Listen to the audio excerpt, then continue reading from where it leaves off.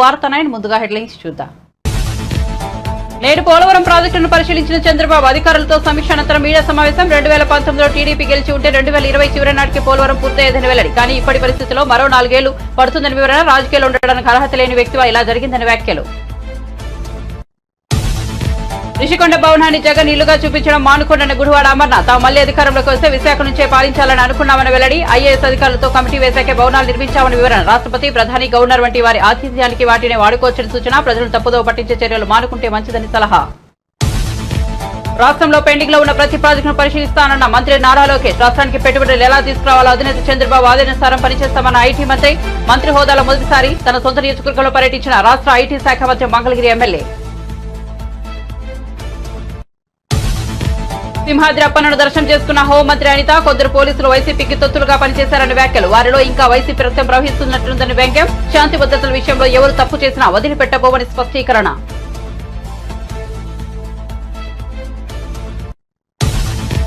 సాలూరు నియోజకవర్గం నుంచి గెలిచిన గుమ్మడి సంధ్యారాణి. ఏపీ మహిళా శిశు సంక్షేమం, గిరిజన వ్యవహారాల మంత్రిగా నియామకం. ఐటీడీఏ, ఐసీడీఎస్ లను ప్రక్షాళన చేస్తున్నామని, అంగన్వాడీల సమస్యలు ఒక్కొక్కటిగా పరిష్కరిస్తామని స్పష్టీకరణ.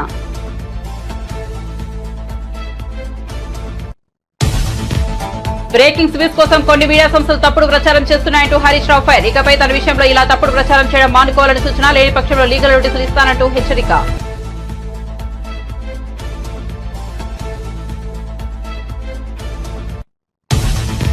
టీడీపీ రాష్ట్ర అధికార ప్రతినిధి నీలాయపాలెం విజయ్ కుమార్ ప్రెస్ మీట్. తిరుమల నుంచే ప్రక్షాళన మొదలైందని వెల్లడి. ధర్మారెడ్డి, కరుణాకర్ రెడ్డి శుద్ధపూసలేమీ కాదని వ్యాఖ్యలు. కమిషన్ల పేరుతో 100 కోట్లు కొట్టేశారన్న ఆరోపణలు. దొరికిపోతామని భావించి వెబ్సైట్ల నుంచి వివరాలు మాయం చేశారని వెల్లడి.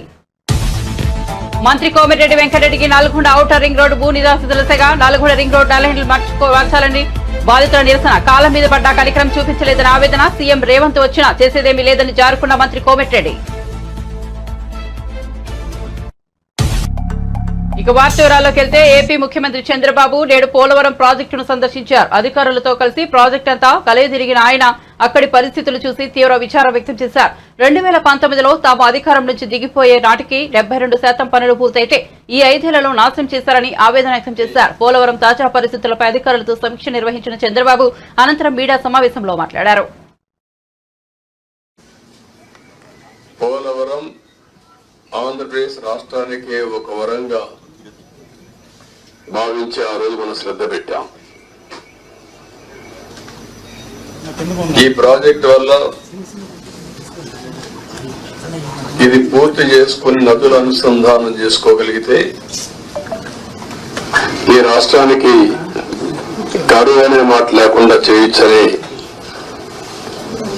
విధంగా మనం ఆలోచించి ప్రాజెక్టు ముందు తీసుకుపోయాం. ఆ రోజు కూడా చాలా దూరదృష్టితో నాకుండే అనుభవంతో ఎన్నికలైనాయి. 2014లో ఇక్కడ తెలుగుదేశం పార్టీ గెలిచింది. బీజేపీ తెలుగుదేశం పొత్తున్నాం. ఢిల్లీలో ఎన్డీఏ వచ్చింది. నేను మొట్టమొదటిసారిగా రిక్వెస్ట్ చేసింది, ఎందుకంటే నేను విజువలైజ్ చేశాను కాబట్టి 7 మండలాలు తెలంగాణలో ఉన్నాయి, కరువుకి ముంపు గురయ్యే మండలాలు. ఆ 7 మండలాలు గాని మనకి ఇవ్వకపోతే 2 రాష్ట్రాలు జూన్ 2వ తారీఖున నోటిఫై అవుతాయి. నోటిఫై అయిన తర్వాత మళ్లీ అసెంబ్లీకి ఆ రాష్ట్రాలు ఒప్పుకుంటే తప్ప ఇది సాధ్యం కాదు. అందుకనే పట్టుబట్టి నేను 7 మండలాలు ఇవ్వకపోతే నేను ప్రమాణ స్వీకారం కూడా చేయను, ఇంకా పోలవరం ప్రాజెక్ట్ కాదు అనే ఉద్దేశంతో నేను పట్టుబట్టి ఫస్ట్ కేబినెట్ చరిత్రలో ఎన్డీఏ 2 అసెంబ్లీలో మామూలుగా మెంబర్లంతా కూడా ఓట్ తీసుకున్న తర్వాత రెగ్యులర్ బిజినెస్ స్టార్ట్ అవుతుంది. మినిస్టర్స్ ని స్వేరింగ్ ఇన్ చేసి ఎంపీ ఓట్ తీసుకొని రెగ్యులర్ బిజినెస్ స్టార్ట్ అవుతుంది. అలాంటిది ఆర్డినెన్స్ ద్వారా ప్రెసిడెంట్ ఆఫ్ ఇండియాని కన్విన్స్ చేసి కొత్త ప్రభుత్వం వస్తున్న ఆర్డినెన్స్ ఇవ్వాల్సిన అవసరం ఉండదు. ప్రెసిడెంట్ కూడా ఒప్పుకోడు. ఈ యొక్క అత్యవసర పరిస్థితిని ఆయనకు నచ్చజెప్పి ఒక కేబినెట్ మినిస్టర్స్ వెళ్ళి నచ్చజెప్పి తర్వాత కేబినెట్ పెట్టి ఈ యొక్క తీర్మానాన్ని పాస్ చేసి ఆర్డినెన్స్ తీసుకొచ్చి అది యాక్సెప్ట్ చేసిన తర్వాత పార్లమెంట్ సమన్ చేశారు. దానివల్ల 7 మండలాలు మనకు వచ్చాయి. ఆ 7 మండలాలు వచ్చాయి కాబట్టి మనం ప్రాజెక్టు కట్టగలిగాం. అప్పటికే ఈ ప్రాజెక్ట్ చాలా, ఒక మాటలో చెప్పాలంటే అనేక సంక్షోభాలు ఎదుర్కొంది. 2500లో ఈ ప్రాజెక్ట్ రాజశేఖర రెడ్డి గారు ప్రారంభించడం, అప్పుడే అవకతవకలు చేయడం, కాంట్రాక్టుల్ని క్యాన్సిల్ చేయడం, అక్కడి నుంచి ప్రాజెక్టు ఆటకెక్కడం, అక్కడి నుంచి వాళ్ళందరూ కోర్టులకు వెళ్ళిపోవడం, ఇక్కడ కూడా land acquisition project central place లో ల్యాండ్ ఎక్విజిషన్ చేయాలంటే వాళ్ళు కోర్టుకు వెళ్ళడం, right main canal, left main canal కాలువలు తవ్వాలంటే వాళ్ళు కోర్టులకు వెళ్ళిపోవడం, ఎన్ని లిటిగేషన్లు పెట్టాలో అన్ని లిటిగేషన్లు పెట్టి 2014 కంటే ముందు కిరణ్ కుమార్ రెడ్డి ముఖ్యమంత్రి అయిన తర్వాత టెండర్లు పిలిచాడు. అదిగో కోర్టుకు పోయి గందరగోళం అయ్యి తర్వాత ఫైనల్ గా అన్ని కోర్టులు వెకేట్ వచ్చింది. ఆ సమయంలో విభజన జరిగిన సమయంలో ఇది నేషనల్ ప్రాజెక్ట్ గా విభజన చట్టంలో పెట్టారు. ఇన్ని నానా అవస్థలు పడి ప్రాజెక్టు ఇప్పుడే కాదు, ఈ ప్రాజెక్టు కన్సీవ్ చేసి చూస్తే 1940లోనే కన్సీవ్ చేశారు బ్రిటిష్ వాళ్ళు. అప్పటి నుంచి ముందుకు వెనక్కి రావడం, అప్పుడు కూడా 300 టీఎంసీ నుంచి 700 టీఎంసీ ఇంకా హైట్ కూడా పెంచి కట్టాలని చెప్పి అనుకున్నారు. కడాన మనకు వచ్చింది చూస్తే 45.72 మీటర్లు దీంట్లో కట్టినప్పుడు 194 టీఎంసీ ఆఫ్ వాటర్ స్టోర్ చేసేట్టుగా మనం దీన్ని పెట్టుకున్నాం. అంటే 194 టీఎంసీ వాటర్ పెట్టుకుంటే 320 టీఎంసీ ఆఫ్ వాటర్ వాడుకునే అవకాశం వస్తుంది. ఫ్లడ్ వాటర్ వచ్చినప్పుడు ఈ రిజర్వాయర్లు పంపించి అన్ని చేసే అవకాశం వస్తుంది. ఈ ప్రాజెక్టు చూస్తే ఉత్తరాంధ్ర గాని ఈ యొక్క ఈస్ట్ వెస్ట్ గోదావరి, కృష్ణా, గుంటూరు ఒక మాటలో ఋషికొండ భవనాల చుట్టూ వస్తున్న వార్తలపై వైసీపీ నేత మాజీ మంత్రి గుడివాడ అమర్నాథ్ స్పందించారు. ఆ భవనాలను ఎలా ఉపయోగించుకోవాలన్నది ఆలోచించడం మానేసి దానిని ఇంకా జగన్మోహన్ రెడ్డి ఇల్లుగాని చిత్రీకరించడాన్ని మానుకోవాలని టీడీపీ నేతలకు సూచించారు. విశాఖను తాము ఎగ్జిక్యూటివ్ క్యాపిటల్ చేయాలని అనుకున్నామని, కానీ అనేక అడ్డంకులు సృష్టించారని ఆగ్రహం వ్యక్తం చేశారు. తాము మళ్లీ అధికారంలోకి వస్తే విశాఖ నుంచే పాలించాలని అనుకున్నామని, ఐఏఎస్ అధికారులతో కమిటీ వేసిన తర్వాత ఋషికొండలో భవనాలు నిర్మించినట్టు పేర్కొన్నారు. ప్రభుత్వ ధనం దుర్వినియోగం గురించి మాట్లాడాల్సి వస్తే 2014 నుంచి 2019 జరిగిన దానిపైన మాట్లాడాల్సి వస్తుందన్నారు. తాము ఇప్పుడే విమర్శలు చేస్తే అధికారం కోల్పోవడాన్ని జీర్ణించుకోలేక చేస్తున్నామని అనుకుంటున్నారని, అలాంటి విషయాల జోలికి పోవడం లేదని తెలిపారు. గత 5 సంవత్సరాలు 2014 నుంచి 2019 మధ్యలో 5-6 వేల కోట్ల రూపాయలు అమరావతి మీద కేవలం తాత్కాలిక భవనాల మీద ఖర్చు పెట్టారు. తాత్కాలిక భవంతులు కట్టి వేల కోట్ల రూపాయలు ఖర్చు పెట్టేటువంటి కార్యక్రమం చేశారు. ఇది శాశ్వత నిర్మాణాలు. అవి ప్రభుత్వానికి సంబంధించింది, ప్రభుత్వం వినియోగించాల్సినటువంటి అవసరం ఉంది, ప్రభుత్వం దానికి సంబంధించినటువంటి నిర్ణయాలు తీసుకోవాల్సినటువంటి అవసరం ఉంది. అవి తీసుకోవడం మానేసి ఊర్లో వెనకాతలు ఉన్న కార్యకర్తలందరినీ కూడా అందులోకి తీసుకుని వెళ్ళిపోయి రేపు చీఫ్ గెస్ట్లు ఎవరన్నా వస్తారు, పెద్దలు ఎవరన్నా వస్తారు, రాష్ట్రపతి వస్తారు, లేకపోతే ప్రధానమంత్రి వస్తారు, మీరు మొత్తం అంతా కూడా కెమెరాలో ప్రతి ఒక్కటి చూపించారు అంతనా. అంటే ఒక చీఫ్ గెస్ట్ లో లేకపోతే విఐపీసో వివిఐపీసో ఉండేటువంటి దాన్ని ఆ బ్లూ ప్రింట్ అసలు బయటికి వెళ్ళడానికి లేదు. గతంలో మేము ప్రారంభించినప్పుడు కూడా మీరు అందరూ అడిగారు, నేను మంత్రిగా ఉన్న ప్రారంభంలో నేను కూడా పాల్గొన్నా.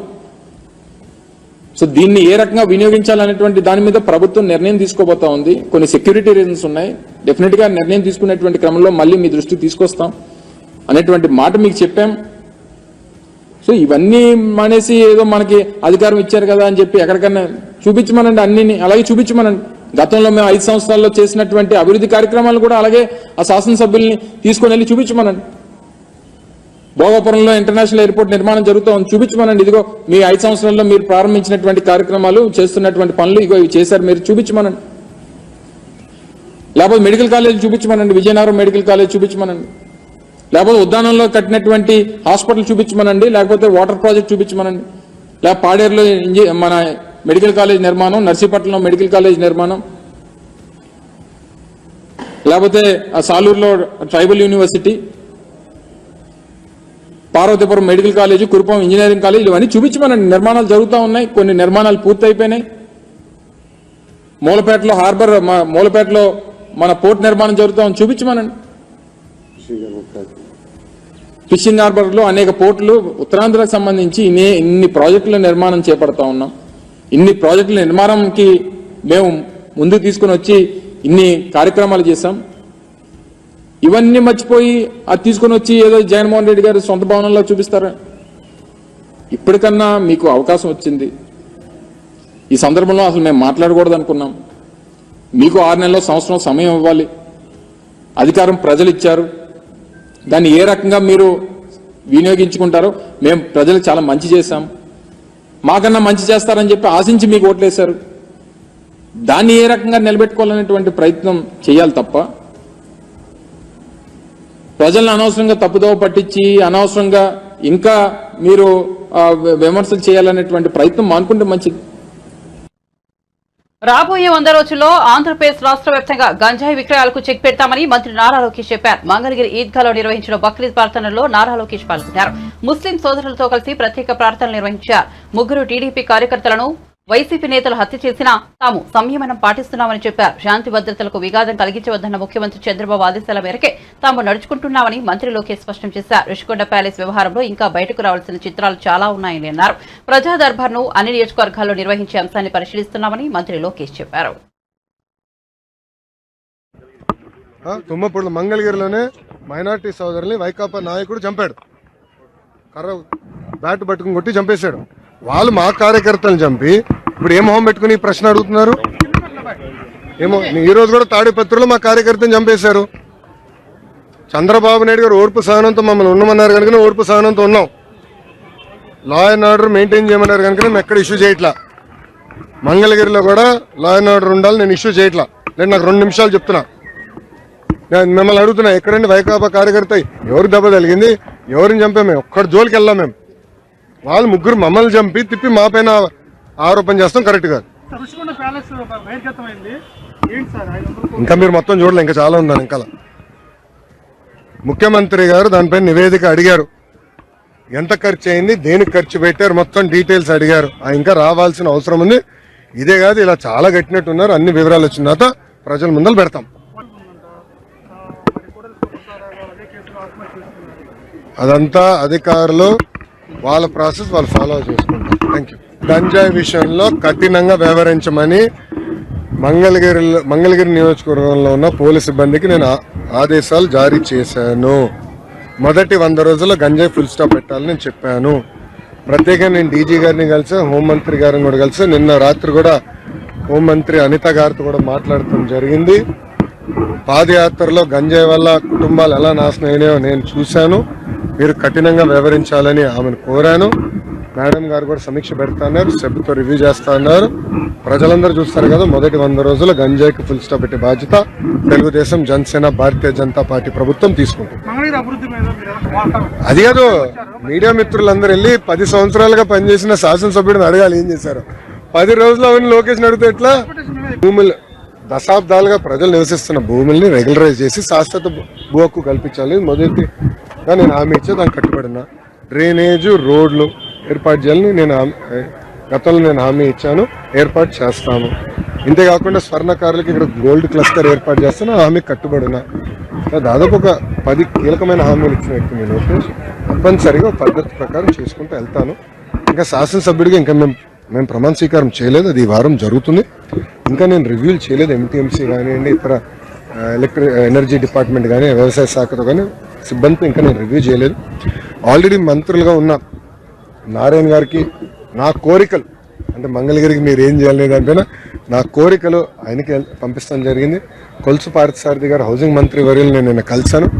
ప్రత్యేకంగా మంగళగిరికి పెద్ద చూపు చూడాలి. 91,413 ఓట్లతో నన్ను గెలిపించారు. ఆ బలంతో మీ ముందర నేను నుంచుంటున్నాను. సో హౌసింగ్ విషయంలో మీరు సాచ్యురేషన్ మోడ్లో మంగళగిరి ప్రజలకి చేయాలని ఆయన కోరటం జరిగింది. నేను మంగళగిరిలో ఏర్పాటు చేసుకున్నాను. కేంద్ర మంత్రి కింజరపు రామ్మోహన్ నాయుడు, రాష్ట్ర మంత్రి కింజరపు అచ్చెన్నాయుడులకు విశాఖపట్నం ఎయిర్పోర్టులో టీడీపీ కార్యకర్తలు ఘన స్వాగతం పలికారు. సోమవారం ఉదయం ప్రత్యేక విమానంలో విశాఖ చేరుకున్న తమ మంత్రులకు స్వాగతం పలికేందుకు భారీ సంఖ్యలో నేతలు, అభిమానులు ఎయిర్పోర్టుకు చేరుకున్నారు. అక్కడి నుండి శ్రీకాకుళం వరకు 200 కార్లు, 350 బైకులతో భారీ ర్యాలీతో మంత్రులు వెళ్లారు.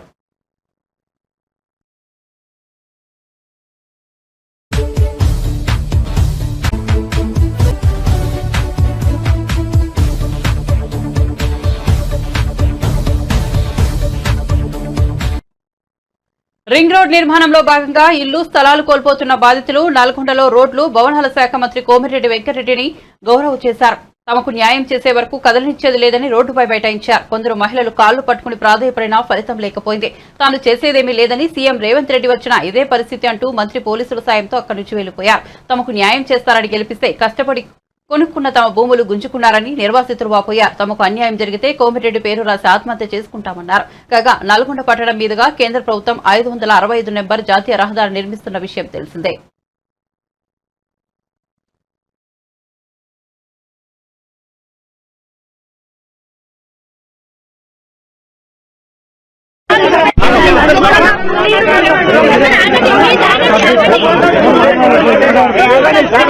₹30 లక్షలు వస్తుందని అల్లుడికి చెప్పి నేను బిడ్డని ఇచ్చిన. చేసుకున్న తర్వాత ఇప్పుడు 2 నెలల నుంచి ప్రాబ్లం అనేది తెలిసింది. తెలియగానే ఇప్పుడు నువ్వు ఆ ప్లాట్ లేదు, ఏం లేదు, నాకు 30 లక్షలు నువ్వు తీసుకొని రా అని నా బిడ్డ నా ఇంటికి పంపించిండు సారు. నేను ఏం చేయాలి? నా బిడ్డకి అది కట్నం ఇచ్చిన నేను చేతగాని పరిస్థితి, కష్టం చేసుకోలేని స్థితికున్నా నేను ఆత్మహత్య తప్ప నేను ఏం చేసుకోలేను. నా బిడ్డ ఏడుపు, నేను ఏడుపు, ఏం చేయాలో మాకు అర్థం కావట్లేదు. న్యాయం చేస్తారనే 2 నెలల నుంచి తిరుగుతున్నాము, ఎవరు ఏం పట్టించుకుంటలేరు మా బాధ. మాకేం చేస్తారో మాకు చేస్తారని మీకు గెలిపించుకున్నాము, మాకు అన్యాయం చేయొద్దు. మేము ఆత్మహత్య చేసుకుంటాం సార్, కోమటిరెడ్డి వెంకటరెడ్డి పేరు చెప్పి రాసి పెట్టి మరి ఆత్మహత్య చేసుకుంటాము. మాకు అన్యాయం అయితే జరుగుతుంది, మాకు న్యాయం చేయాలని కోరుకుంటున్నాం. మాకేదేమొద్దు, మా ప్లాట్లు మాకు ఉండాలి, మాకు ఇంకేమొద్దు సార్. మాకు ఇచ్చిన ప్లాట్లు మాకు ఉండాలి, మా ప్లాట్లంగా పోవద్దు, మేము నష్టపోవద్దు సార్, మాకు నష్టపోవద్దు. మీరు ఎక్కడైనా చేసుకోండి, ఆఫ్టర్ 3 అనేది ఒకటి రద్దు చేయండి, ఉన్న దగ్గర తీసుకోండి సార్, మా కాడ తీసుకోకూరి, మమ్మల్ని అన్యాయం చేయకూరి. ఏపీ హోంమంత్రి, టీడీపీ ఫైర్ బ్రాండ్ మహిళా నేత వంగల్పూరి అనిత సింహాద్రి అప్పమ్మను దర్శించుకున్నారు. ఈ సందర్భంగా ఆమె మీడియాతో మాట్లాడుతూ ఆసక్తికర వ్యాఖ్యలు చేశారు. కొందరు పోలీసులు గతంలో వైసీపీ ప్రభుత్వానికి తొత్తులుగా వ్యవహరించారని మండిపడ్డారు. వారిలో ఇంకా వైసీపీ రక్తం ప్రవహిస్తున్నట్టుందని వ్యంగ్యం ప్రదర్శించారు. మీకు జగన్ పై ఇంకా ప్రేమ ఉంటే ఉద్యోగాలు వదిలేసి ఆ పార్టీ కోసం పనిచేసుకోనంటూ అనిత తీవ్ర వ్యాఖ్యలు చేశారు. శాంతి భద్రతల విషయంలో ఎక్కడ తప్పు జరిగినా బాధ్యులను వదిలేది లేదని స్పష్టం చేశారు. సింహాచలం దేవస్థానం భూములు 1 గజం కూడా అన్యాక్రాంతం కానివ్వబోమని తెలిపారు. అంతకుముందు సింహాచలం ఆలయంలో హోంమంత్రి అనితకు ప్రోటోకాల్ అనుసరించి పూర్ణకుంభ స్వాగతం లభించింది. ఆలయ గర్భగుడిలో ఆమె ప్రత్యేక పూజలు చేశారు. క్లారిటీగా చెప్పాను నేను. ఇంకొకటి, ఏదైతే కేసులు ఉన్నాయో అంటే వాళ్ళు లాస్ట్ 5 ఇయర్స్లో వాళ్ళ పరిస్థితి ఎలా అయిపోయిందంటే, పని చేస్తున్న పక్కన పెట్టుకున్నారు. వాళ్ళకి పని చేస్తారనుకుంటే వాళ్ళు ఏదో పని చెప్తాలు చేసే వాళ్ళని పక్కన పెట్టుకున్నారు, మిగతా వాళ్ళందరినీ దూరం పెట్టారు. సో ఈసారి ప్రక్షాళన అనేది చాలా హెవీగా జరుగుతుంది. ప్రక్షాళన అయితే జరగడం ఖాయం.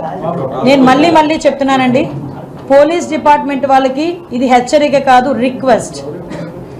పోలీస్ డిపార్ట్మెంట్ వాళ్ళకి ఇది రిక్వెస్ట్.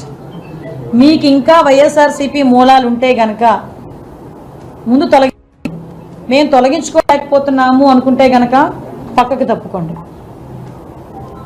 ప్రజల గురించి పనిచేసే వాళ్ళని, ప్రజా సంక్షేమం గురించి పనిచేసే వాళ్ళని మేము తెచ్చుకొని మేము పని చేయించుకుంటాం.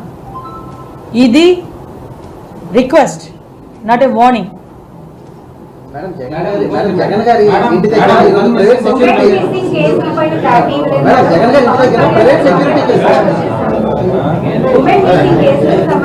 ఉమెన్ మిస్సింగ్ కేసులు అసలు యాక్చువల్లీ నేను తీయమని చెప్పానండి. ఉమెన్ మిస్సింగ్ కేసెస్ ఎన్ని మీ దగ్గరికి వచ్చినాయి? అసలు నాకు ఒక అతను ఎవరో పాపం యూఎస్ నుంచి ఎవరో ఒక అతను మెసేజ్ పెట్టాడు, వాళ్ళ అమ్మాయి May 11th మిస్ అయిందంట. యాజ్ ఆఫ్ నో ఇప్పుడు వరకు సారీ డేటా మా దగ్గర ఇప్పుడు ప్రతిపక్ష హోదాలో ఉండేటప్పుడు మా దగ్గర ఉండడం ఒకటి. ఈరోజు మేము అధికారంలోకి వచ్చిన తర్వాత త్రూ అఫీషియల్ మేము ఆ డేటా తీసుకొని దాన్ని బేస్ చేసుకొని మేము ఏ ఎంక్వైరీ వేయాలి, ఏది కమిషన్ ఏర్పాటు చేయాలన్నది మేము నిర్ణయం తీసుకుంటాం. డెఫినెట్గా నేను ఫర్దర్గా స్టేట్ లెవెల్ అఫీషియల్స్తో కూర్చునేటప్పుడు దాని మీద నిర్ణయం తీసుకుంటాం. ప్రతిపక్ష నాయకులు ఇంట్లో మీద కొంతమంది నాయకులు వెళ్ళి డైరెక్ట్గా రాళ్ళేస్తుంటారు కానివ్వండి. నీ క్వశ్చన్ ఒక మాట చెప్తాను. ఇప్పుడు ఎవరికి వాడు కొట్టుకుని నాకు దెబ్బ తగిలిందంటే నేనేం చేయలేను. కానీ ఎందుకు ఈ మాట చెప్తున్నానంటే మీరు అనుకోవచ్చు, మేడం మొన్నటి వరకు మీరు ప్రతిపక్షంలో ఉన్నారు కదా, చాలా చాలా చెప్పారు కదా అని మీరు అనుకోవచ్చు. ఒక్కసారి ఆలోచించండి. ప్రజలు మాకు ఇచ్చిన మ్యాండేట్ 151 కాదు, 164. రాష్ట్రం మొత్తం మీద చూసుకుంటే 11 మంది అవతల ఎమ్మెల్యేలు ఉన్నారు, 164 మంది మా ఎమ్మెల్యేలు ఉన్నాం. నిజంగా మేము దాడే చేయాలి, మేము కక్షే సాధించాలి, లేదు అవతల వాడు అంతే చూడాలి, నియోజకవర్గాల్లో ఉన్న వైఎస్ఆర్సీపీ నాయకుడు ఎవడైనా రోడ్డు మీద తిరగగా కక్ష సాధింపు చర్యలు మేము చేయమని చెప్పారు. కాబట్టే దెబ్బతిన్న కార్యకర్త కూడా నాయకుడు మాట మీద ఇంట్లో కూర్చున్నాడు. కానీ ఎవరైతే అన్యాయం చేశారో, అవినీతి చేశారో అలాంటి వాళ్ళని మాత్రం యాజ్ పర్ రూల్ వాళ్ళని పనిష్ చేస్తాం. ఓకే, మీరు ఇందాకన్నా దాడులు జరుగుతున్నాయని. దాడులే జరుగుతున్నాయో చేయించుకుంటున్నారో అది కూడా చేస్తాం. నిజంగానే దాడి జరిగింది అనుకోండి, డెఫినెట్గా వాళ్ళ మీద చర్యలు తీసుకుంటాం. మా పార్టీ వాళ్ళనే చర్యలు తీసుకుంటాం. నేను ఇంకోటి కూడా చెప్పాను, గంజాయి విషయంలో మా పార్టీ వాడు ఫోన్ చేసినా రెస్పాండ్ అవ్వద్దని చెప్పాను నేను. పోలీసులు కూడా అందరూ కూడా ఫేవర్ గా ఉన్నారని నేనేం చెప్పట్లేదు. అందరూ యాజ్ పర్ లా పనిచేస్తున్నారని నేనేం మాట్లాడట్లేదు. వాళ్ళలోని కూడా మిక్సింగ్ ఉంది, డెఫినెట్ గా ఉంది ఆ మిక్సింగ్. ప్రజలు రాక్షస పాలన నుంచి రాష్ట్రానికి విముక్తి ప్రసాదించారని మంత్రి డోలా బాల వీరాంజనేయ స్వామి అన్నారు. పరిపాలనా దక్షుడు చంద్రబాబు కేబినెట్ లో మంత్రి పదవి దక్కడం అదృష్టమన్నారు. బాధ్యతలు తీసుకున్న వెంటనే సీఎం హామీల అమలు మొదలుపెట్టారన్నారు. ఆదివారం ఆయన మాట్లాడుతూ బాది విడతల వారి ప్రభుత్వం కాదు, చేతల ప్రభుత్వం అన్నారు. 5 రోజుల్లో రాష్ట్రంలో శాంతి భద్రతలు అదుపులోకి తెచ్చామని తెలిపారు. తమ ముందు అనేక సవాళ్లు ఉన్నాయని, రాష్ట్రంలో అప్పులపై త్వరలో శ్వేతపత్రం విడుదల చేస్తామన్నారు. త్వరలో అసెంబ్లీలో పలు కీలక బిల్లులు ప్రవేశపెట్టబోతామని స్పష్టం చేశారు. దాని ప్రకారం ల్యాండ్ టైటిల్ యాక్ట్ మీద సంతకం, నిరుద్యోగులకి ఉద్యోగాలు కల్పించే ఫైల్ మీద సంతకం, ఏదైతే చెప్పినట్టు సామాజిక భద్రత పెన్షన్లు మేము 3 నెలల ముందు నుంచి ఇస్తామని చెప్పామో అప్పటి నుంచి రేపు నెలలో 7,000 రూపాయలు పంపిణీ చేసేటువంటి దాని మీద సంతకాలు పెట్టడం జరిగింది. ఆ ప్రభుత్వం విడతల వారి ప్రభుత్వం కాదు, చేతల ప్రభుత్వం. ప్రజా సంక్షేమాన్ని, అభివృద్ధిని కోరుకునే ప్రభుత్వాన్ని సిద్ధశుద్ధి చూపించాం. శాంతి భద్రతలో అదుపు తప్పుతున్న ఈ రాష్ట్రంలో వచ్చినటువంటి 5 రోజుల్లోనే శాంతి భద్రతలు కంట్రోల్ చేయగలిగామంటే ఇది మా నాయకుడి సత్తా నేను చేస్తా ఉన్నా. ఈ రోజున చాలా సవాళ్లు ఉన్నాయి. రాష్ట్రం అప్పుల్లో ఉంది. వీటన్నిటి మీద శ్వేతపత్రాలు త్వరలో విడుదల చేయబోతున్నాం. అంతేకాకుండా రేపు అసెంబ్లీలో పలు కీలక బిల్లులు ఈ రాష్ట్రంలో ప్రవేశపెట్టబడుతున్న విషయాన్ని మీకు తెలియజేస్తున్నాం. తాను పార్టీ మారుతున్నట్లు జరుగుతున్న ప్రచారంపై మాజీ మంత్రి బీఆర్ఎస్ నేత హరీష్ రావు తాజాగా కీలక వ్యాఖ్యలు చేశారు. సోమవారం తెలంగాణ భవన్లో నిర్వహించిన మీడియా సమావేశంలో మాట్లాడిన ఆయన బ్రేకింగ్ వ్యూస్ కోసం సోషల్ మీడియా వేదికగా కొన్ని మీడియా సంస్థలు తప్పుడు ప్రచారం చేస్తున్నాయని ధ్వజమెత్తారు. పలు రకాలుగా తనపై తప్పుడు ప్రచారం చేస్తున్నాయంటూ ఫైర్ అయ్యారు. తాను కాంగ్రెస్ లోకి వెళ్తానని కొందరు రాస్తే మరికొందరు బీజేపీలోకి చేరుతున్నట్లు, ఇంకొందరు బీఆర్ఎస్ వర్కింగ్ ప్రెసిడెంట్ కాబోతున్నట్లు తమకు తోచిన విధంగా రాస్తున్నారని మండిపడ్డారు. ఇలాంటి వాటి కారణంగా నేత క్రెడిబిలిటీ దెబ్బతింటుందని ఆగ్రహం వ్యక్తం చేశారు. ఇకపై తన విషయంలో చాలా తప్పుడు ప్రచారం చేయడం మానుకోవాలని సూచించారు. తన క్రెడిబిలిటీని పార్టీ ప్రతిష్టను దెబ్బతీసే ప్రయత్నం చేస్తే చట్టపరంగా వెళ్లడం జరుగుతుందని హెచ్చరించారు. ఏదైనా ఉంటే తనతో మాట్లాడి నిజ నిజాలు తెలుసుకున్న తర్వాత రాయాలని తెలిపారు.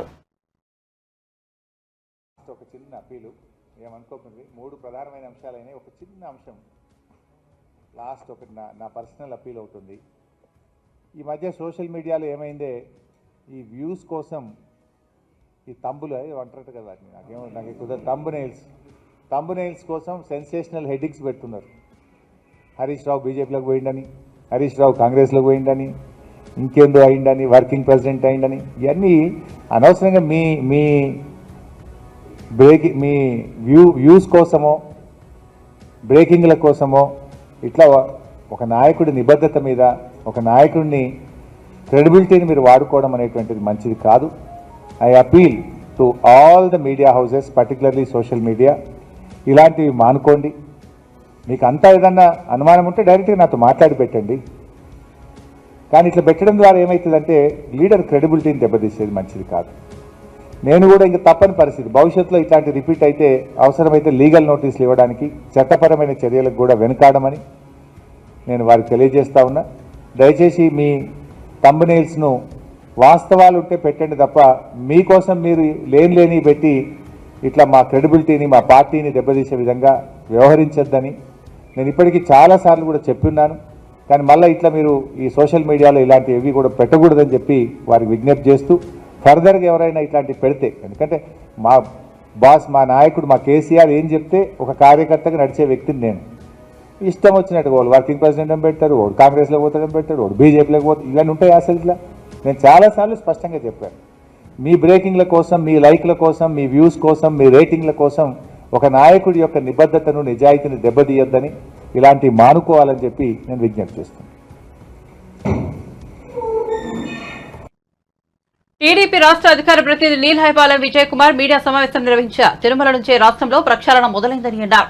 ధర్మారెడ్డి రిటైర్మెంట్ ఇచ్చినంత మాత్రాన, కరుణాకర్ రెడ్డి రాజీనామా చేసినంత మాత్రాన ఇద్దరు శుద్ధపూసలైపోతారని వ్యంగ్యం ప్రదర్శించారు. శ్రీవాణి ట్రస్ట్ పేరుతో, సమరత సేవా ట్రస్ట్ కు నిధుల పేరుతో దోపిడీ జరిగిందని ఆరోపించారు. ఆ 5 ఏళ్లలో తిరుమలలో హిందూ వ్యతిరేక కార్యక్రమాలు, అవినీతి, అక్రమాలు ఎన్నో జరిగాయని విజయ్ కుమార్ మండిపడ్డారు. ధర్మారెడ్డి, వైవి సుబ్బారెడ్డి, కరుణాకర్ రెడ్డి, జగన్మోహన్ రెడ్డిల నేతృత్వంలో తిరుమలను భ్రష్టు పట్టించారని ధ్వజమెత్తారు. ఎందుకంటే ఈ 5 సంవత్సరాల్లో తిరుమలలో జరిగినన్ని అవినీతి పనులు, అక్రమాలు, హిందూ ధర్మానికి వ్యతిరేకంగా జరిగిన పనులు, రకరకాల అడ్మినిస్ట్రేటివ్ ల్యాప్సెస్, ఇవన్నీ 5 సంవత్సరాల్లో ఎంత ఒక తిరుమల లాంటి ఒక పుణ్యక్షేత్రంలో జరగకూడని పనులన్నీ అవినీతిపరమైన పనులన్నీ పూర్తిగా అక్కడ అధికారుల పర్యవేక్షణలో, ఇంకా చెప్పాలంటే అప్పటి ముఖ్యమంత్రి గారికి తెలిసి ఆయనకు అనుసరణలోనే బహుశా జరిగాయేమో. వీటన్నిటికీ ఒక మేజర్ కారణం ధర్మారెడ్డి గారు ఈ నెల 30వ తేదీన రిటైర్ అయిపోతున్నారు. ఇంకో వ్యక్తి వైవి సుబ్బారెడ్డి గారు, ఆ తర్వాత చివరిలో వచ్చిన చైర్మన్ కరుణాకర్ రెడ్డి గారు. ఈ ధర్మారెడ్డి గారు, వైవి సుబ్బారెడ్డి గారు, కరుణాకర్ రెడ్డి గారు, ఈ రెడ్డి గారు అందరూ కలిసి వైసీపీ యొక్క అధ్యక్షుడు అప్పటి ముఖ్యమంత్రి గారి నేతృత్వంలో పూర్తిగా తిరుమలని భ్రష్టు పట్టించారు. సరే, రకరకాల ఇష్యూలు జరిగాయి. ఆయన 30వ తేదీ నేను వెళ్ళిపోతున్నాను కాబట్టి నన్ను ఈవో నుంచి తీసేశారు. ఇప్పుడు ఆయన కేవలం అడిషనల్ ఈవో కాబట్టి నేను మధ్యాహ్నం ఆయన ఇంటిని కూడా వేకేట్ చేశారు. తిరుపతిలో వేకేట్ చేసేసి 2 లారీల్లో ఆయన సామాన్లన్నింటినీ పంపించేశారు. సరే, ఇప్పుడు ఇంకొక బులెటిన్ ముగించే ముందు హెడ్లైన్స్ మరోసారి చూద్దాం. నేడు పోలవరం ప్రాజెక్టును పరిశీలించిన చంద్రబాబు అధికారులతో సమీక్ష అనంతరం మీడియా సమావేశం. 2019లో టీడీపీ గెలిచి ఉంటే 2020 నాటికి పోలవరం పూర్తయ్యేదని వెల్లడి. కానీ ఇప్పటి పరిస్థితిలో మరో 4 ఏళ్లు పడుతుందని వివరణ. రాజకీయాల్లో ఉండడానికి అర్హత లేని వ్యక్తి వల్ల ఇలా జరిగిందని వ్యాఖ్యలు. ఋషికొండ భవనాన్ని జగన్ ఇల్లుగా చూపించడం మానుకోండని గుడివాడ అమర్న. తాము మళ్లీ అధికారంలోకి వస్తే విశాఖ నుంచి పాలించాలని అనుకున్నామని వెల్లడి. ఐఏఎస్ అధికారులతో కమిటీ వేశాక భవనాలు నిర్మించామని వివరణ. రాష్ట్రపతి, ప్రధాని, గవర్నర్ వంటి వారి ఆతిథ్యానికి వాటిని వాడుకోవచ్చని సూచన. ప్రజలను తప్పుదోవ పట్టించే చర్యలు మానుకుంటే మంచిదని సలహా. రాష్ట్రంలో పెండింగ్ లో ఉన్న ప్రతి ప్రాజెక్టును పరిశీలిస్తానన్న మంత్రి నారా లోకేష్. రాష్ట్రానికి పెట్టుబడులు ఎలా తీసుకురావాలో అధినేత చంద్రబాబు ఆదేశానుసారం పనిచేస్తానన్న ఐటీ మంత్రి. మంత్రి హోదాలో మొదటిసారి తన సొంత నియోజకవర్గంలో పర్యటించిన రాష్ట్ర ఐటీ శాఖ మంత్రి బక్కలగిరి ఎమ్మెల్యే. సింహాద్రి అప్పన్నను దర్శనం చేసుకున్న హోంమంత్రి అనిత. కొందరు పోలీసులు వైసీపీకి తొత్తులుగా పనిచేస్తారని వ్యాఖ్యలు. వారిలో ఇంకా వైసీపీ రక్తం ప్రవహిస్తున్నట్టు వ్యంగ్యం. శాంతి భద్రతల విషయంలో ఎవరు తప్పు చేసినా వదిలిపెట్టబోమని స్పష్టీకరణ.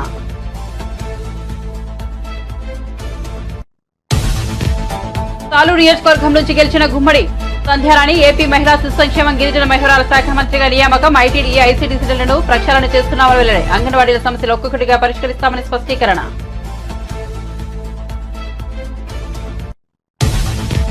బ్రేకింగ్ స్వీస్ కోసం కొన్ని మీడియా సంస్థలు తప్పుడు ప్రచారం చేస్తున్నాయంటూ హరీష్ రావు ఫైర్. ఇకపై తన విషయంలో ఇలా తప్పుడు ప్రచారం చేయడం మానుకోవాలని సూచన. లేని పక్షంలో లీగల్ నోటీసులు ఇస్తానంటూ హెచ్చరిక.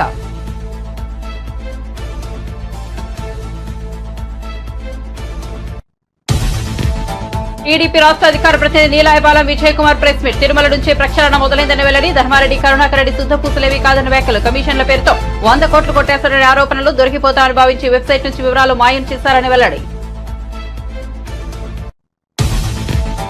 మంత్రి కోమటిరెడ్డి వెంకటరెడ్డికి నల్గొండ ఔటర్ రింగ్ రోడ్ భూ నిర్వాసితుల తెగ. నల్గొండ రింగ్ రోడ్ ఆన్లైన్మెంట్ చేయాలని బాధితుల నిరసన. కాళ్ల మీద పడ్డా కనికరం చూపలేదని ఆవేదన. సీఎం రేవంత్ రెడ్డి వచ్చినా చేసేదేమీ లేదని జారుకున్న మంత్రి కోమిటిరెడ్డి. మరిన్ని అప్డేట్స్ కోసం చూస్తూనే ఉండండి వార్తా 9.